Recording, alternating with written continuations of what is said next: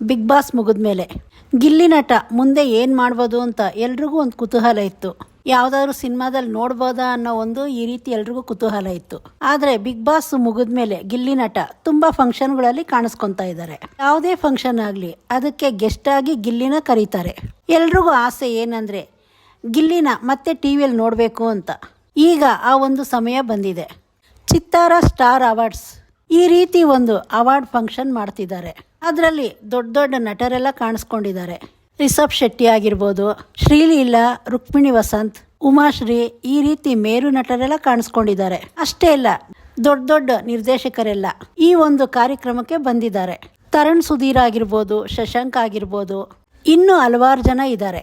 ಸದ್ಯಕ್ಕೆ ಈಗ ಬಿಟ್ಟಿರೋ ಪ್ರೋಮೋ ಪ್ರಕಾರ ಇಷ್ಟು ಜನ ಕಾಣಿಸ್ಕೊಂಡಿದ್ದಾರೆ.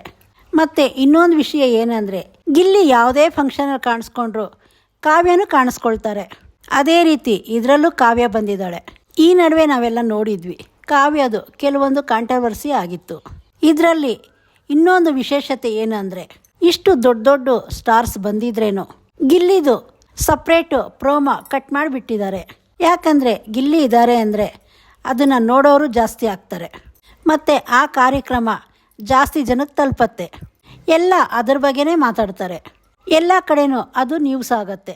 ಈ ಕಾರ್ಯಕ್ರಮದಲ್ಲಿ ಅಕುಲ್ ಬಾಲಾಜಿ ಆ್ಯಂಕರ್ ಆಗಿದ್ದಾರೆ. ತುಂಬ ಕಡೆ ನಡೆಯೋದೇನೆಂದರೆ, ಸ್ವಲ್ಪ ಏನಾದರೂ ಫೇಮಸ್ ಆದರೆ ಅವ್ರ ತನನ ಅವ್ರು ಬಿಟ್ಟು ಬಿಲ್ಡಪ್ಪು ಮೇಂಟೈನ್ ಮಾಡ್ತಾರೆ.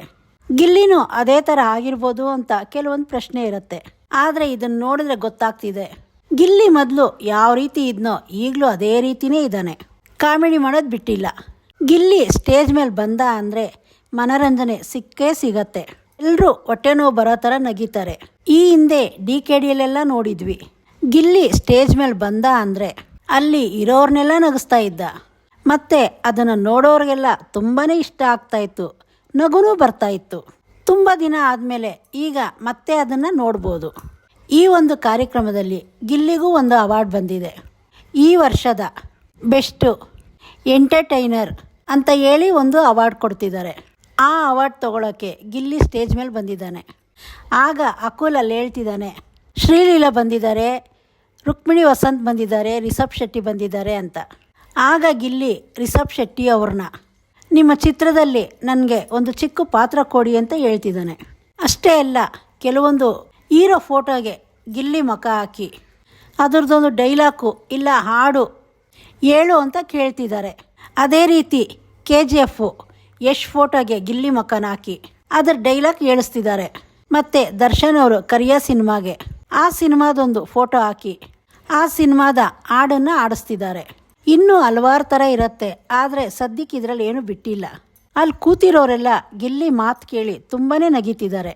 ಇದನ್ನು ಪೂರ್ತಿಯಾಗಿ ನಾವು ನೋಡಬೇಕು ಅಂದರೆ ಜೂನ್ 21ವರೆಗೂ ಕಾಯಬೇಕು. ಸಂಜೆ 5 ಗಂಟೆಗೆ ಇದನ್ನು ಹಾಕ್ತಾರೆ. ಯಾಕಂದರೆ ಗಿಲ್ಲಿ ಬರ್ತಾ ಇದ್ದಾನೆ ಅಂದರೆ ತುಂಬ ಜನ ಕಾಯ್ತಾ ಇರ್ತಾರೆ. ಅದೇ ರೀತಿ ಇದಕ್ಕೂ ಒಳ್ಳೆ TRP ಬರುತ್ತೆ. ಪೂರ್ತಿ ಕಾರ್ಯಕ್ರಮ ನೋಡೋಣ ಯಾವ ರೀತಿ ಇರುತ್ತೆ ಅಂತ. ಅದನ್ನು ನೋಡಿ ಅದ್ರ ಬಗ್ಗೆನೂ ಮುಂದೆ ಒಂದು ವಿಡಿಯೋ ಮಾಡ್ತೀನಿ. ಇದ್ರ ಬಗ್ಗೆ ನಿಮ್ಗೆ ಏನು ಅನ್ನಿಸ್ತು ಕಮೆಂಟ್ ಮಾಡಿ ತಿಳಿಸಿ. ಇದೇ ಥರ ಒಳ್ಳೊಳ್ಳೆ ಮಾಹಿತಿಗಳು ಕೊಡ್ತೀನಿ. ಚಾನಲ್ ಸಬ್ಸ್ಕ್ರೈಬ್ ಮಾಡ್ಕೊಳ್ಳಿ.